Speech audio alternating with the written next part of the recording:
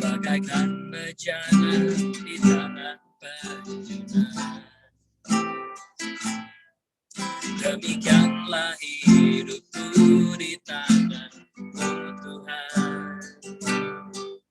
Serahkan seluruh tubuh jiwa rohku kepadamu, jadi sesuai dengan kehendak-Mu. Bagaikan bejana di tangan penjuna, demikianlah hidupku di tangan-Mu Tuhan. Serahkan seluruh tubuh jiwa rohku kepadamu, jadi sesuai dengan kehendak-Mu. Kau membentuk hidupku menjadi serupa denganmu, dalam perkataan, dalam perbuatan, dalam pemikiranku. Mau tinggal di dalam cinta-Mu, dan firman-Mu tinggal dalamku. Kau memimpinku, mengubah hidupku, muliakan nama-Mu.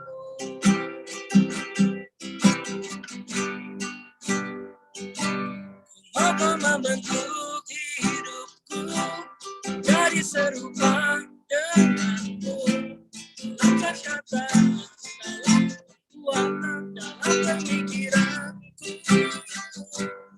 Kau tinggal di dalam cinta-Mu, firman-Mu tinggal dalamku. Kau memimpinku, mengubah hidupku, muliakan nama-Mu.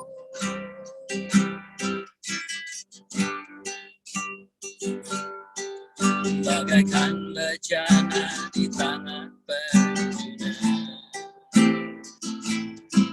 demikianlah hidupku di tangan-Mu Tuhan.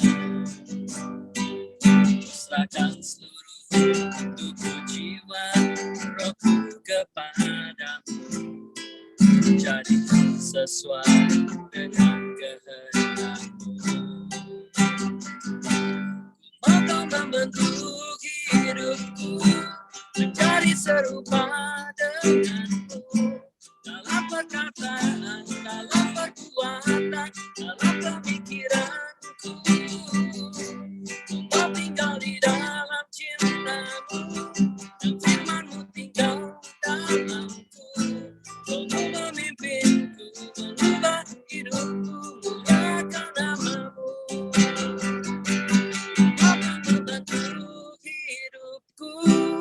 Menjadi serupa denganmu, dalam perkataan, dalam perbuatan, dalam pemikiranku. Kau tinggal di dalam cinta-Mu, firman-Mu tinggal dalamku.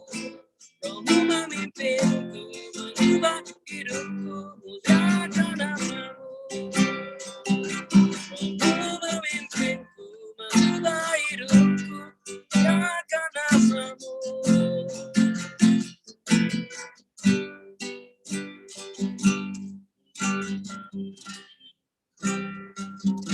Saya kembali ke cinta. Terima kasih, Pak Welesang. Kita akan mendengarkan firman Tuhan. Sebelumnya kita akan berdoa terlebih dahulu, nanti Ibu Santi yang akan berdoa. Siap-siap para lektor, Ibu Nerliana dan Mbak Naomi. Silakan Bu Santi. Baik, mari kita berdoa. Segala puji syukur hanya bagi-Mu Bapa. Pagi ini kami akan mendengarkan firman-Mu yang mengubah hidup kami. Kiranya firman-Mu Tuhan membentuk kami menjadi manusia baru seturut kehendak-Mu. Urapi hamba-Mu Pastor Fauzan yang akan menyampaikan firman-Mu. berikan hikmat untuk cakap mengajari kami, dan berkati kami semua yang mendengarkan firman-Mu hari ini, semua diberkati, dipulihkan dan disembuhkan di dalam nama Tuhan Yesus. Haleluya, amin. Amin. Terima kasih Bu Santi. Pembacaan firman Tuhan terambil dari 1 Tawarik pasal 22, nanti Ibu Nerliana yang akan membacakannya, dan Yohanes 2, nanti Mbak Naomi yang akan membacakannya. Silakan terlebih dahulu, Ibu Nerliana. Oh ya, sebelum. Bentar saya. Ya, silakan Bu Ner. Baik, terima kasih Bu Cinta. Salam Bu Cinta. Salam Pastor Paul, Bu Ana, Pak Weli. Salam Bapak Ibu semua yang ada di Zoom dan di YouTube. Dan salam untuk saudara kami yang nonton kembali siaran kita hari ini. Puji Tuhan, kembali kita membaca firman Tuhan dari kitab 1 Tawarik 22 ayat 1 sampai 19. Demikian firman Tuhan. Lalu berkatalah Daud,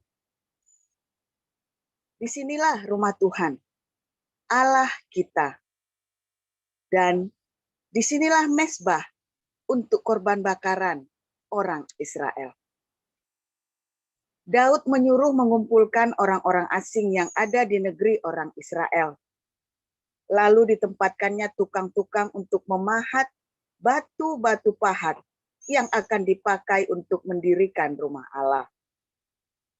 Selanjutnya Daud menyediakan sangat banyak besi untuk paku-paku bagi daun pintu gerbang dan bagi tupai-tupai. Juga sangat banyak tembaga yang tidak tertimbang beratnya dan kayu aras yang tidak terbilang banyaknya. Sebab orang Sidon dan orang Tirus membawa sangat banyak kayu aras bagi Daud. Karena pikir Daud, Salomo anakku masih muda dan kurang berpengalaman, dan rumah yang harus didirikannya bagi Tuhan haruslah luar biasa besarnya, sehingga menjadi kenamaan dan termasyur di segala negeri. Sebab itu, baiklah aku mengadakan persediaan baginya. Lalu Daud membuat sangat banyak persediaan sebelum ia mati. Kemudian dipanggilnya Salomo, anaknya, dan diberinya perintah kepadanya untuk mendirikan rumah bagi Tuhan Allah Israel. Kata Daud kepada Salomo, anakku, aku sendiri bermaksud hendak mendirikan rumah bagi nama Tuhan Allahku. Tetapi firman Tuhan datang kepadaku demikian. Telah kau tumpahkan sangat banyak darah, dan telah kau lakukan peperangan yang besar. Kau tidak akan mendirikan rumah bagi namaku, sebab sudah banyak darah kau tumpahkan ke tanah di hadapanku. Sesungguhnya seorang anak laki-laki akan lahir bagimu. Ia akan menjadi seorang yang dikaruniai keamanan. Aku akan mengaruniakan keamanan kepadanya dari segala musuhnya di sekeliling. Ia akan bernama Salomo. Sejahtera dan sentosa akan kuberikan atas Israel pada zamannya. Dialah yang akan mendirikan rumah bagi namaku, dan dialah yang akan menjadi anakku, dan aku akan menjadi bapaknya. Aku akan mengokohkan tahta kerajaannya atas Israel sampai selama-lamanya. Maka sekarang, hai anakku, Tuhan kiranya menyertai engkau, sehingga engkau berhasil mendirikan rumah Tuhan, Allahmu, seperti yang difirmankannya mengenai engkau. Hanya Tuhan kiranya memberikan kepadamu akal budi dan pengertian, dan membuat engkau menjadi pemegang perintah atas Israel supaya engkau memelihara Taurat Tuhan Allahmu. Maka engkau akan berhasil jika engkau melakukan dengan setia ketetapan-ketetapan dan hukum-hukum yang diperintahkan Tuhan kepada Musa untuk orang Israel. Kuatkan dan teguhkanlah hatimu. Janganlah takut dan janganlah tawar hatimu. Sesungguhnya, sekalipun dalam kesusahan, aku telah menyediakan untuk rumah Tuhan itu 100.000 talenta emas dan 1.000.000 talenta perak dan sangat banyak tembaga dan besi sehingga beratnya tidak tertimbang. Juga aku telah menyediakan kayu dan batu. Tetapi baiklah engkau menambahnya lagi. Lagi pula engkau mempunyai sangat banyak pekerja, yakni pemahat-pemahat batu, tukang-tukang batu, dan kayu, dan orang-orang yang ahli dalam segala macam pekerjaan, emas, perak, tembaga, dan besi yang tidak terhitung banyaknya. Mulailah bekerja, Tuhan kiranya menyertai engkau. Dan Daud memberi perintah kepada segala pembesar Israel itu untuk memberi bantuan kepada Salomo, anaknya. Katanya, bukankah Tuhan Allahmu menyertai kamu dan telah mengaruniakan keamanan kepadamu ke segala penjuru? Sungguh, Ia telah menyerahkan penduduk negeri ini ke dalam tanganku, sehingga negeri ini takluk ke hadapan Tuhan dan kepada umatnya. Maka sekarang, arahkanlah hati dan jiwamu untuk mencari Tuhan Allahmu. Mulailah mendirikan tempat kudus Tuhan Allah, supaya tabut perjanjian Tuhan dan perkakas kudus Allah dapat dibawa masuk ke dalam rumah yang didirikan bagi nama Tuhan. Demikian. Ya, Mbak Naomi, Yohanes pasal 2. Ya, saya akan membacakan Yohanes 2. Pada hari ketiga ada perkawinan di Kana yang di Galilea, dan ibu Yesus ada di situ. Yesus dan murid-muridnya diundang juga ke perkawinan itu. Ketika mereka kekurangan anggur, ibu Yesus berkata kepadanya, "Mereka kehabisan anggur." Kata Yesus kepadanya, "Mau apakah engkau daripadaku, Ibu? Saatku belum tiba." Tetapi ibu Yesus berkata kepada pelayan-pelayan, "Apa yang dikatakan kepadamu, buatlah itu." Di situ ada 6 tempayan yang disediakan untuk pembasuhan menurut adat orang Yahudi. Masing-masing isinya 2-3 buyung. Yesus berkata kepada pelayan-pelayan itu, "Isilah tempayan-tempayan itu penuh dengan air," dan mereka pun mengisinya sampai penuh. Lalu kata Yesus kepada mereka, "Sekarang cedoklah dan bawalah kepada pemimpin pesta." Lalu mereka pun membawanya.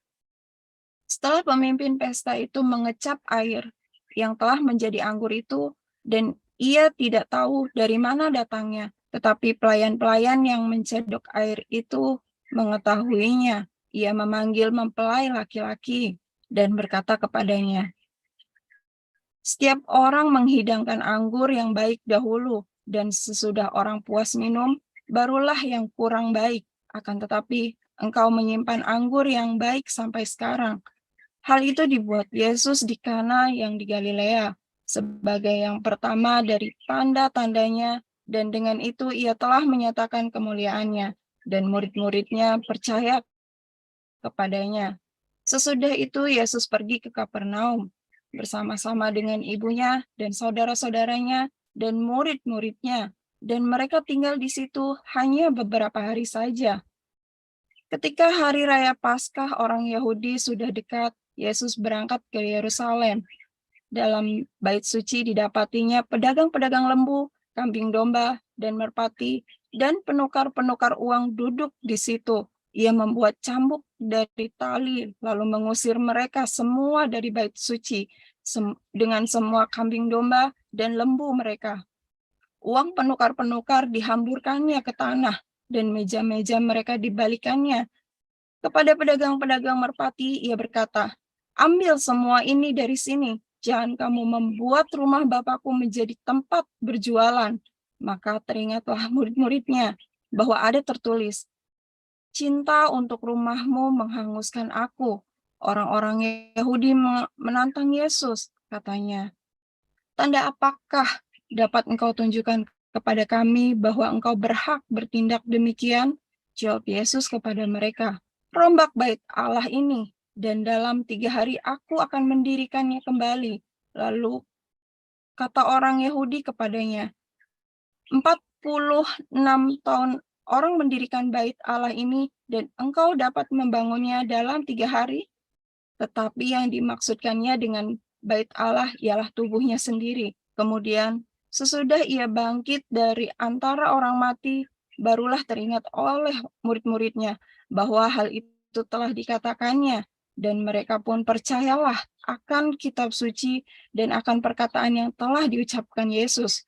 Dan sementara ia di Yerusalem selama hari raya Paskah, banyak orang percaya dalam namanya, karena mereka telah melihat tanda-tanda yang diadakannya. Tetapi Yesus sendiri tidak mempercayakan dirinya kepada mereka, karena ia mengenal mereka semua. Dan karena tidak perlu seorang pun memberi kesaksian kepadanya tentang manusia, sebab ia tahu apa yang ada di dalam hati manusia. Demikian. Ibu Nerliana dan Mbak Naomi, renungan firman Tuhan hari ini akan disampaikan oleh Pastor Paul Zhang yang berjudul Membangun Bait Allah, Membangun Bait Suci. Ya, silakan, Pastor.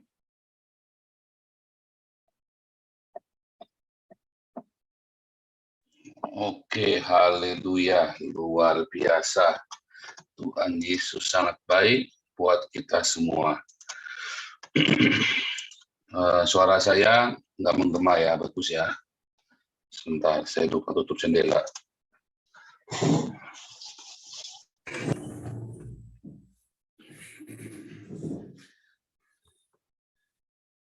Oke, karena sudah jam 12:30 pagi di sini ya. Saya tinggal di asrama. Oke, ya saudara, membangun bait suci hari ini kita, saudara ya.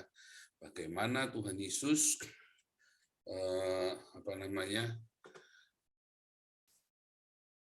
menyamakan. Oke, terima kasih. Baru saya mau lakukan. Terima kasih ya. Tuhan Yesus menyamakan dirinya itu, rombak bait suci ini dalam 3 hari. Aku akan membangunnya. Ya, saudara ya, luar biasa. Itu sebenarnya ada suatu pesan yang jelas sekali, saudara. Dan sebetulnya waktu Daud mau membangun bait suci itu, ya,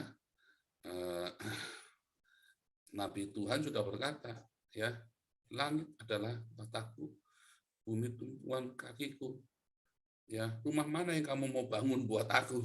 Rumah macam apa yang mau kamu bangun buat aku, saudara? Dan Daud sekalipun hatinya baik, tulus, ya, Daud tidak diperbolehkan membangun bait suci, saudara. Suaranya jadi kecil. Coba yang lain bagaimana? Tolong cek yang lain. Ya, kecil, Pak. Suaranya agak kecil memang. Mana? Suaranya agak kecil. Oh, sebentar. Sebelum nutup jendela tadi bagus, setelah nutup jendela malah mengecil. Sekarang bagaimana? Masih sama.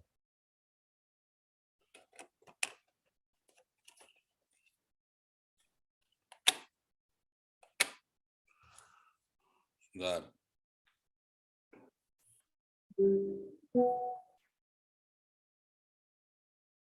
Kalau sekarang bagaimana, suaranya lebih bagus ya? Bagus. Iya, Bagus. Ya, oke. Nggak apa-apa deh. Saya tadi pakai Bluetooth. Teman Bluetooth-nya ternyata mati. Baterainya lupa dicas. Ya, jadi saudara, dengan jelas sekali, saudara ya. Tuhan bilang, kamu mau bikin rumah kayak apa buat saya? Macam mana lagi rumah? Daud nggak paham, saudara. Nabi Pak ya nggak paham. Nabi masing-masing ada pemahamannya sendiri. Nabi itu tidak paham semuanya, saudara.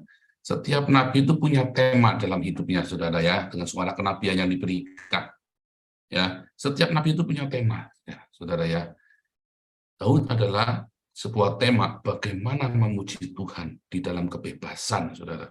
Tapi Daud sendiri tidak paham kenapa dia tidak boleh membangun bait suci yang boleh anaknya. Ya, Daud menjadi hidupnya perang terus, saudara ya, perang. Tetapi itu perang yang suci zaman itu ya, perang suci. Saya tidak mengatakan bahwa pasukan salib itu suci, enggak, saudara ya. Pasukan salib Crusaders itu adalah pasukan paling laknat di dunia, saudara ya. Orang mengerti kebenaran tapi membunuhin orang ya dengan alasan yang macam-macam dah pokoknya. Tetapi, saudara ya, Daud melakukan perang suci zaman itu di zamannya, karena itu zaman perjanjian lama ya, harus membedakan di mana kebiadaban terjadi. Tetapi Daud dengan hati yang tulus dan murni, dia datang kepada Tuhan, dia berusaha hidup benar, dan dia selalu utamakan kebenaran-kebenaran itu, saudara ya.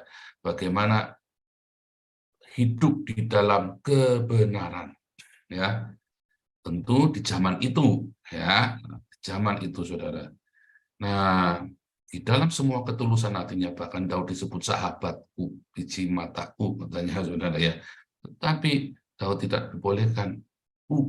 Bukan karena Daud nggak mampu, saudara ya, tapi nggak boleh. Nah, ayat ini membangun bait suci ini yang di 1 Tawarik 21-22 ini sering dipakai tuh kalau pendeta Anda itu lagi mau membangun rumah Tuhan, itu membangun gereja, itu dipakai ayat ini, saudara. Ayo kita ngumpulin duit, yuk tabung ya. Ini ayatnya nanti coba pasti dibacain lagi itu ayat 1 Tawarik 22.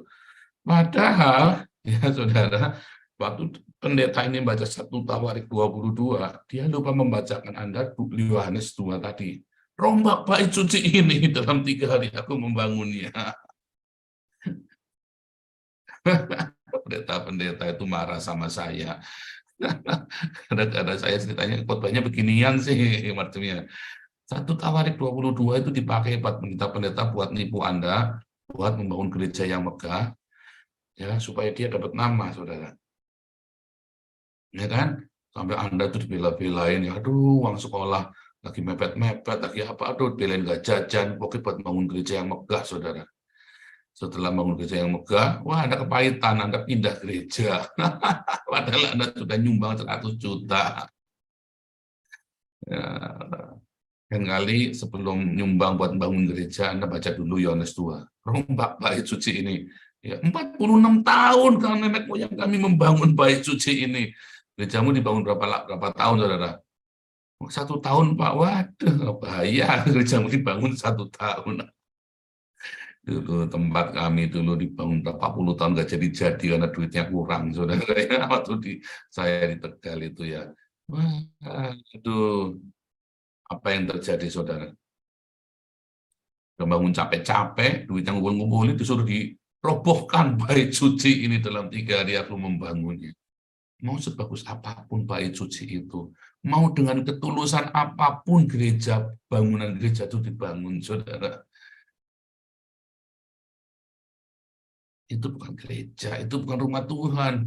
Ya, ada orang yang begitu, kalau khotbah itu, ini rumah, tanah, tempat yang suci.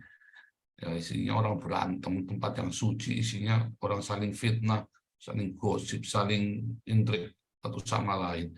Tempat yang suci, tapi pendetanya tambah kaya, jemaatnya tambah kere. Tempat yang suci seperti itu, saudara ya. Itulah hasil tempat suci yang dibuat oleh manusia. Mau gereja, mau masjid, mau kelenteng, mau apapun, saudara. Semua bangunan suci buatan manusia akan menghasilkan segala macam dosa. Serius, saudara ya. Segala macam dosa ada di situ, saudara. Makanya yang dihakimi pertama kali dari rumah Tuhan. Ya, penghakiman akan dimulai dari rumah Tuhan. Bangunan fisik, saudara. Penghakiman nggak dihancurkan. Itulah penghakiman. Waktu Jenderal Titus menghancurkan bait suci, itu penghakiman yang pertama, saudara. bait suci dihancurkan dulu. Kenapa? Korup, saudara. Dalamnya penuh dengan orang-orang yang korup. Ketika Salomo mendirikan bait suci itu, apakah terus Salomo itu jahat? Oh enggak loh saudara, Salomo itu hidupnya dididik takut akan Tuhan. Penuh dengan damai, dididik takut akan Tuhan, mengasihi Tuhan, dikatakan ya, dalam itu mengasihi Tuhan loh saudara. Begitu bait suci selesai, Salomo berdoa semalam-malaman dengan cintanya sampai hadirat Allah itu ya, Shekinah, glory, ya, turun di situ saudara ya, turun, ya, kapot, turun, ya. Turun hadirat Tuhan, suasana ilahi itu turun, itu turun. Bagaimana bisa rumah yang dibangunannya begitu diberkati ada hadirat Allah sendiri secara nyata, ya bukan kayong-kayongan kayak di gerejamu yang aku merasakan gereng-gereng kayak orang kebelet pipis gereng-gereng. Oh ini hadirat Roh Kudus turun. Oh itu hadirat nyata saudara ya. Hadirat yang kalau Anda macam-macam bisa mati di situ, bisa benar-benar mati disamber. Nggak main-main saudara ya, kekudusan itu benar-benar bukan yang gereng-gereng yang Anda rasakan di gerejamu. Oh ini hadirat Tuhan gereng-gereng. Gereng-gereng.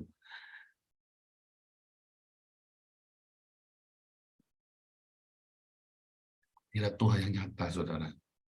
Itu saja begitu itu sudah diresmikan, masih di zaman yang sama, Salomo yang sama, bahwa orang Israel murtad, saudara. Masa dia nggak ingat itu bait suci? Masa dia nggak tahu dia yang bangun? Semuanya dia yang bangun, dia yang ngerancang semua satu persatu dengan detail, dia yang bikin semuanya, saudara. Dia sendiri ada di situ ada hadirat Tuhan. Masa dia nggak tahu, saudara? Dan seluruh orang Israel dibuatnya murtad, saudara. Kerajaannya pecah. Sama saudara ya, ketika Anda berpikir bahwa Anda bisa memerangkap Tuhan, menipu, memanipulasi Tuhan di dalam sebuah bangunan. Anda pikir Anda bisa memanipulasi Tuhan. Ini tempat yang suci. Ya, dan Anda mungkin dimanipulasi oleh pendeta-pendeta dengan sebuah bangunan. Nggak ada tempat suci di muka bumi ini, saudara. Nggak ada tempat suci. Sebab tempat suci itu adalah hidup kita, saudara. Bukan bangunan, bukan sebuah bentuk 3 dimensi. Tempat suci adalah hidup kita. Cara hidup kita, itulah tempat suci, saudara. Karena kita ini adalah batu-batu yang membangun bait Allah. Yesuslah batu penjurunya. Batu penjuru itu apa? The cornerstone. Apa tuh the cornerstone, saudara? Wah, susah. Saya tunjukkan, saya sampai nanya itu ya sama pendeta itu. Namanya batu penjuru, cornerstone itu yang seperti apa? Terus dia tunjukkan, ini, kamu sini, kita ke gereja ya. Kalau di gereja-gereja Eropa itu, Protestan terkait Nederlandnya kan gereja umurnya udah 1000 tahun, ada yang punya 1200 tahun ya, saudara ya. Itu dia cornerstone-nya itu masih kelihatan gede ya, batunya gede gitu ya, kurang lebih ada yang 1 meter kali 1 meter, ada yang 50 cm ya. Itu benar-benar batu yang besar, saudara, dundung, jedok gitu ya. Itu sebagai pertama kali untuk kita mau bangunnya ke arah utara apa selatan, bangunnya ke arah mana, itu untuk bikin arahnya ya. Kemudian cornerstone itu biasanya ditulisin di grafit, saudara ya. Nah, itu di cornerstone-nya itu. Nah, kita adalah batu-batu yang dibangun jadi bait Allah. Tuhan Yesus adalah batu penjuru, the cornerstone itu, saudara. Ya. Batu penjuru yang menentukan kita mau kemana. Ya, tetapi kemudian para ulama, para pendeta-pendeta, ya, dia menghilangkan makna itu, saudara. Gereja itu tempat yang kudus, tempat yang suci, gedung gereja. Lalu dia lupa bahwa Anda lah sebenarnya gereja. bahwa Andalah yang harusnya hidup suci, bukan bangunannya. Sehingga Anda bisa berzina, tetapi begitu masuk gereja, oh holy, holy, holy, holy. Dan Anda merasa suci ketika keluar dari gedung gereja. Hati-hati saudara, Anda sedang ditipu. Hati-hati, Anda sedang ditipu ketika Anda masuk ke dalam sebuah gedung gereja, Anda masuk lalu keluar merasa suci. Hati-hati saudara. Hati yang benar itu bukan dengan upacara ritual fisik, tapi ketika Anda masuk ke dalam kamarmu, minta ampun dalam doa. Ya, minta ampun di dalam doa. Pengudusan. Dan kemudian Anda keluar dari kamar doa, keluar dari kamarmu yang menghadap Bapamu di tempat yang tersembunyi itu, ya. Lalu Anda keluar dan hidup sesuai dengan kehendak Bapamu. Ya saudara, itu menyatakan cinta, menyatakan Yesus kepada dunia. Masalahnya, saat pendetanya sisan, saudara. Nah, tidak menyatakan cinta itu kepada dunia. Ya, Anda digiring ke dalam sebuah bangunan fisik, ritual-ritual buatan manusia, ya. Yang ketiga, sebuah ilusi tentang Tuhan, baik itu Roh Kudus, ilusi Bapa, ilusi apapun, saudara. Akhirnya Anda hidup di dalam mujizat palsu. Anda lihat mujizat yang pertama di mana? Apakah di gedung bait suci ketika Yesus melakukannya? Enggak. Dalam pernikahan, saudara. Di dalam sebuah pernikahan, ya. Itulah mujizat yang pertama dilakukan oleh Yesus, saudara. Wah, kemarin saya ke kota Kana, bagus, saudara, ya. Kotanya nggak bagus, biasa-biasa saja. Saya ingat kalau kota Kana itu kayak apa ya? Saya kalau kota Kana itu kayak kalau Anda pergi ke Palembang zaman dulu itu, saudara, gersang zaman tahun 2000 itu ya, zaman tahun 90-an, gersang, saudara, ya. Itu kota Kana itu seperti itu. Cuman bedanya itu ya tebing bukit gitu ya, perbukitan begitu. Itu kota Kana seperti itu, saudara. Terus kita masuk ke gereja Kana, itu ya, gereja Kana itu, saudara. Gereja yang sebagai situs, sebagai monumen tempat Yesus membuat air jadi anggur. Apakah tempatnya di situ? Ya bukan, saudara. Tapi tempatnya nyelempit, saudara, ya. Masuk ke dalam sebuah rumah perumahan gitu ya, masuk ke dalam sebuah perumahan, rumah pedesaan perkampungan begitu ya. Saya udah bikin nggak ya? Mungkin supaya saudara kebayang gitu ya. Sebentar, saya mestinya bikin kota Kana, saudara, ya. Sebentar. Kok nggak bikin, saudara? Kok saya nggak bikin malah kota Kananya nih? Oh, ini saya bikin, saudara, ya. Saya bikin, saudara. Saya share sebentar ya. Punya waktu lama, saudara, ya. Supaya Anda kebayang namanya kota Kana, saudara, ya. Saya lupa caranya share screen. Nah, saudara. Jadi, saudara, ketika Anda melihat mujizat yang pertama dilakukan itu justru dari rumah tangga, saudara. Ya. Mana ini?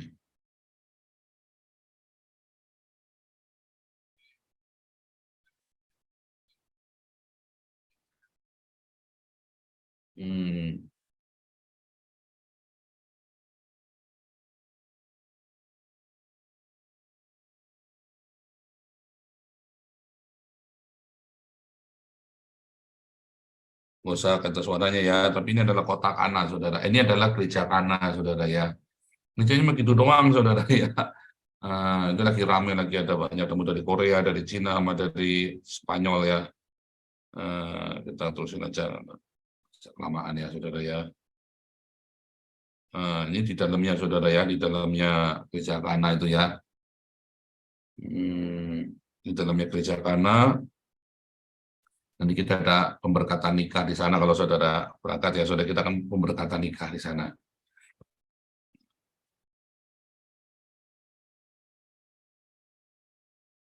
Ini adalah ini ya, apa namanya, tempat menyimpan anggur, bawah itu ya, tempat menyimpan anggur di bawah tanah, saudara ya. Ini benar-benar bangunan dari abad pertama, saudara ya, dari abad apa namanya, Delat Antiqui ya, dari Delat Antiqui. Modelnya seperti ini, saudara. Oh sebentar, ini bukan dari Delat Antiqui, tapi dari medieval ya, karena ini adalah bangunan baru, saudara ya. Tetapi ya, nanti saya tunjukkan lagi ya, bagaimana ini.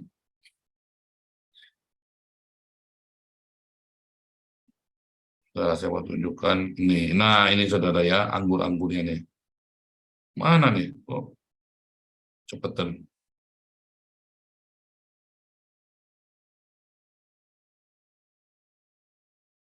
Tadi kelihatan nggak saudara? Nah, itu saudara ya. Nah, itu saudara, puyung-puyung anggurnya yang menyimpan begitu ya.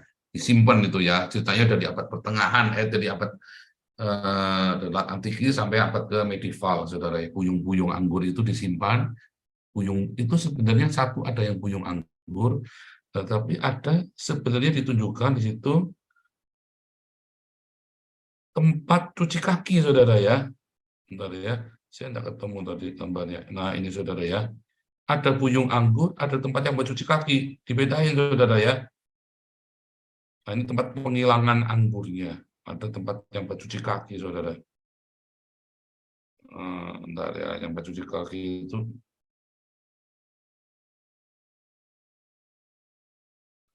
Ya, nggak ketemu. Jadi ada tempat cuci dimasukkan juga, bedanya. Jadi tempat yang buat cuci kaki itu cuman bokor biasa, saudara, jelek. Kalau puyung anggur tadi kan rapi, bagus ya, artistik. Kalau tempat buat cuci kaki itu jelek, itu Kota Kana. Kalau bayang Kota Kana, kira-kira kotanya juga, saya ada ini ya, saudara, dia bikin juga.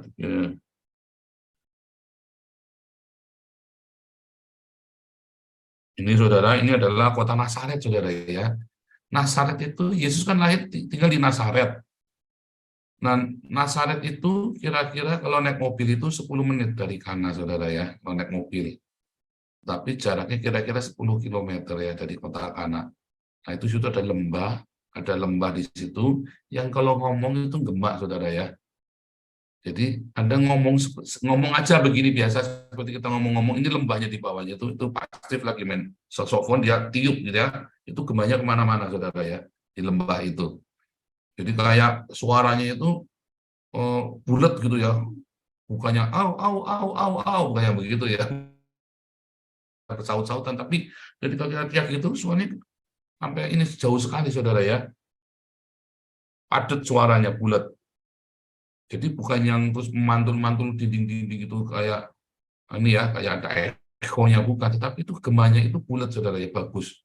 Seperti kalau Anda masuk gereja Protestan itu ada kubahnya itu, atau tempat opera yang pakai kubah, ada ngomong gitu, nggak usah pakai mikrofon, itu satu gedung itu kedengaran semua, saudara. Nah, ini juga sama ya. Nah, saudara, Kota Kana ya bentuknya seperti ini, saudara ya. Kota Kana bentuknya naik turun lembah, gunung pegunungan seperti ini. Saya mau cerita apa sih, saudara, sebenarnya?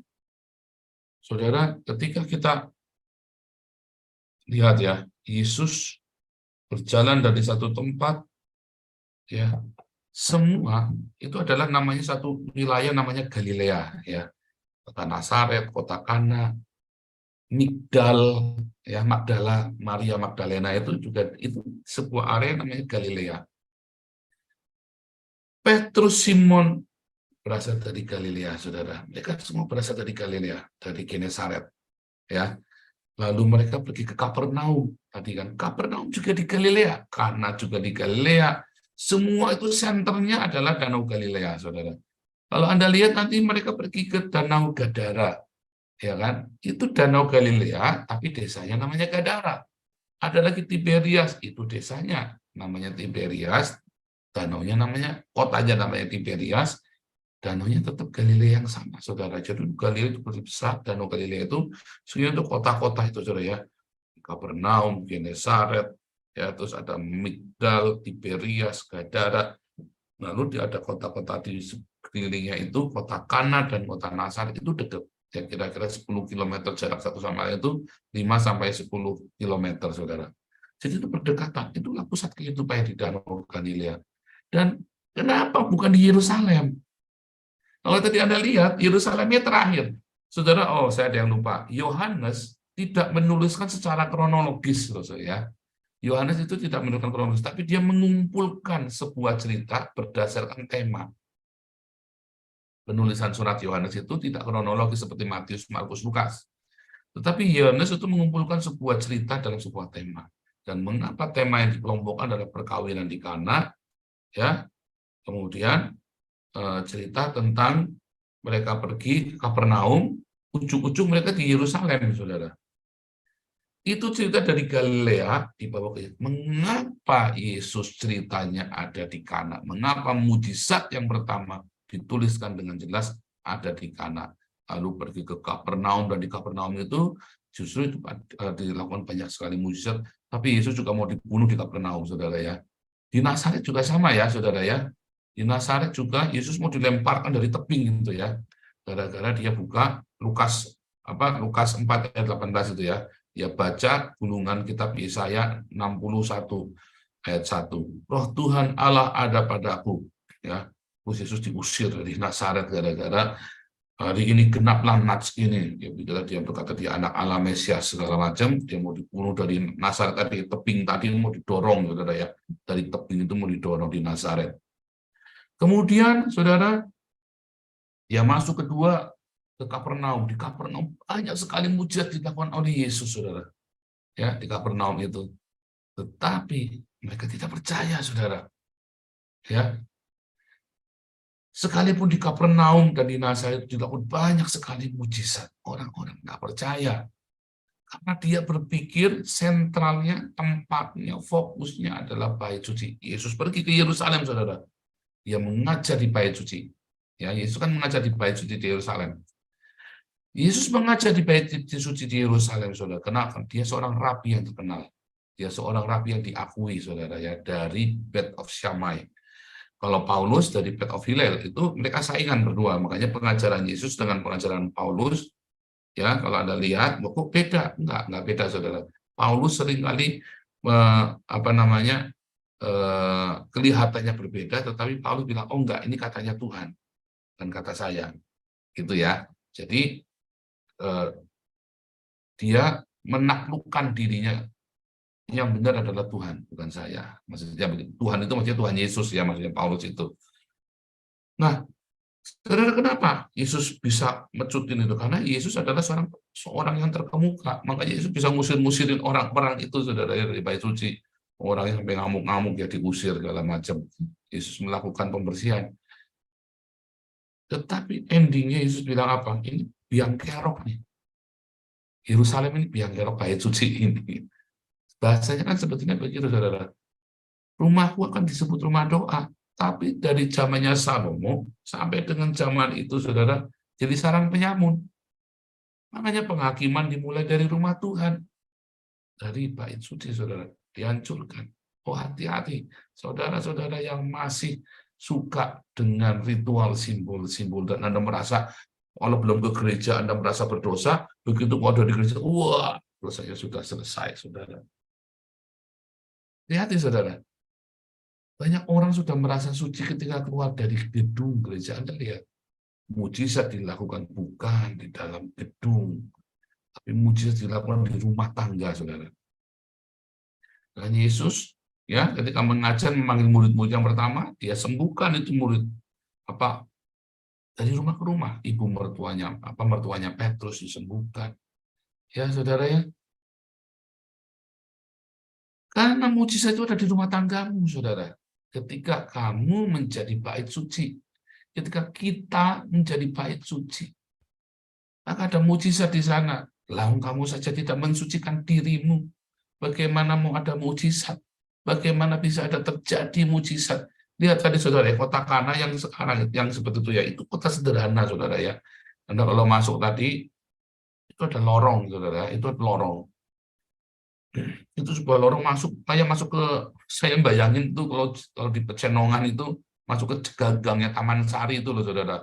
Nah mirip gitu masuk ke gereja Kana itu gitu. Anda masuk ke lorongnya Jalan Taman Sari itu ya. Jalan Taman, masuk ke lorong-lorongnya seperti itu ya kalau Anda di Pecenongan, atau kalau Anda di Semarang itu kayak lampitan gitu, masuk ke gang-gang begitu Anda baru bisa dapat gerejanya itu. Itu adalah sebuah kota yang sederhana saudara. Nah, di situ ada banyak mujizat-mujizat yang ajaib, yang luar biasa, saudara. Gimana dengan hidupmu, saudara? Maka kamu adalah seorang sederhana. Tetapi ketika kamu mensucikan dirimu, ada mujizat di situ, saudara. Mengapa mujizat tidak datang dalam rumah tanggamu? Mengapa mujizat datang pada hidup saya, tapi tidak pada dirimu? Karena kamu tidak menjadikan tubuhmu menjadi bait suci, bait Allah. Kamu menjadikan tubuhmu di tempat yang najis. Dan kamu merasa bisa suci kalau kamu pergi ke tempat bangunan yang dianggap suci. Makanya nggak akan ada mujizat, karena kamu berpikir bangunan itu bisa mensucikan kamu. Kamu pikir ritual dan simbol-simbol itu bisa mensucikan kamu. Mengapa keluarga saya dan istri saya, anak-anak saya dipulihkan? Tapi Anda tidak. Mengapa saya mengalami terobosan di dalam keuangan ketika kamu sudah hancur-hancuran? Anda belum. Mengapa kami mengalami kekudusan di dalam hidup kita yang dulu jorok, kita yang dulu cabul, kita yang dulu tidak karu-karuan, kita semua bisa dipulihkan. Kenapa sekarang kita bisa disucikan? Anda tidak. Mengapa kita dulu yang hidupnya sudah berantakan, sekarang kita bisa benar? Kenapa Anda tidak? Apakah ya? Akan beberapa orang pun ngomong, kamu ini bekas penjahat, kriminal, segala macam. Iya, saya kriminal. Mengapa kriminal ini bisa memberkati Indonesia? Tapi Anda jangankan memberkati Indonesia. Mau makan hari ini aja bingung mau makan apa. Ya kan? Mengapa sampai Anda harus sikut sana, sikut sini, tilap sana, tilap sini? Karena kami bertobat. Kami robohkan semua bangunan-bangunan itu. Kami robohkan. Dan kami bangun bersama Yesus sebagai batu penjuru. Sebagai batu penjurunya Yesus.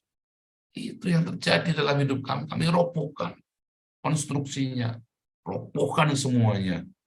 Kemudian 3 hari bangkit bersama Yesus. Dibangun bersama Yesus sebagai bait suci. Hari itu kita bilang, Tuhan ini bait suci. Ini bait sucimu. Ini bait sucimu. Bukan perasaan suci, kalau pergi ke gereja baru merasa suci. Setiap hari ada pujian penyembahan, itu yang Tuhan mau sama Daud.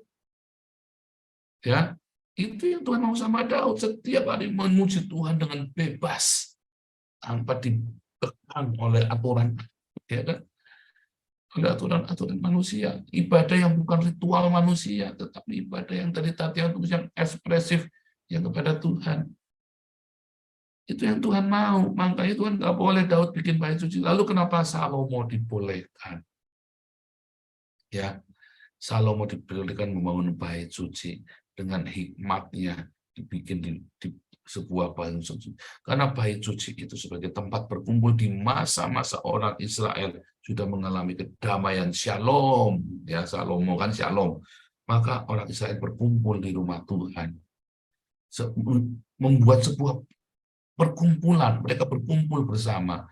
Tetapi akhirnya bukan kumpulan terjadi, tukaran padu, saudara, ribut satu sama lain. Ya kan? Ketika bait suci gereja itu sudah jadi organisasi yang utuh, ketika kita sudah mulai membangun, ya kita malah bertengkar satu sama lain, ya banter-banteran ngomong, kita merasa paling benar. Ya, semua ya kita mau nolong orang lain tapi sambil ngomelin orang lain. Kita mau tolong orang lain tapi sambil kita merasa kita lebih tinggi, orang lain lebih rendah. Itulah ada di dalam perkumpulan, termasuk di dalam yayasan kita. Ya, selalu yang begitu itu selalu ada. Ya saudara, di mana-mana selalu ada. Makanya kita harus bertobat selalu karena kita adalah bait suci. Anda mau mengalami mujizat, jadilah bait suci. Ya, jangan biarkan kemudian sebuah organisasi atau sebuah bangunan, sebuah ritual memenjarakan Tuhan di dalam sana, lalu kita berantem sendiri, lalu kita hidup yang tetap najis, lalu kita pikir, oh kita ke sana yuk, biar beres, kita ke sana lagi. Itulah ilusi agama. Kita lah bait suci.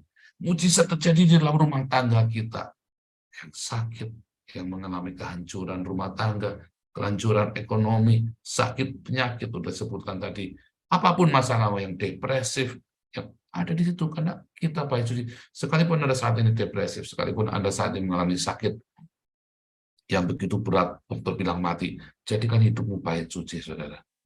Akan ada terobosan di sana. Karena di tempat suci Tuhan hadir. Robohkan semua bangunan-bangunan fisik, ritual-ritual. Robohkan, saudara. Masuk. Ya, kita bangun bait suci itu bersama Yesus. Inilah bangunan-bangunan bait suci. Yesus batu penjurunya. Amin. Tuhan Yesus memberkati.